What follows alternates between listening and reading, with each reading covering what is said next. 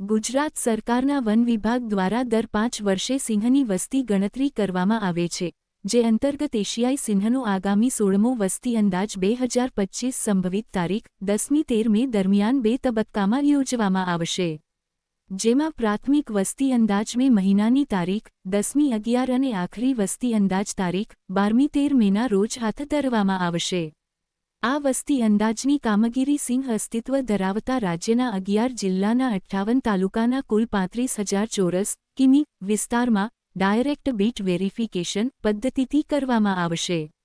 રાજ્ય સરકાર દ્વારા એશિયાઈ સિંહોના સંરક્ષણ માટે ગ્રામ્ય કક્ષાએ ઇકો ડેવલપમેન્ટ કમિટીની સ્થાપના, વન્ય પ્રાણી મિત્ર નક્કી કરવા, નિયમિત સમયાંતરે નૈસર્ગિક શૈક્ષણિક કેમ્પનું આયોજન, ગીરની વનસ્પતિ સૃષ્ટિ તેમજ તૃણાહારી જીવસૃષ્ટિનું નિરીક્ષણ દેખભાળ તેમજ કૌશલ્યવાન માનવબળ સાથે સ્થાનિક લોકોનો સહકાર લેવો જેવા અવિરત પ્રયાસો કરવામાં આવે છે, જેના પરિણામે સિંહોની પ્રત્યેક વસ્તી ગણતરી વખતે તેઓની સંખ્યામાં સતત વધારો નોંધાયો છે.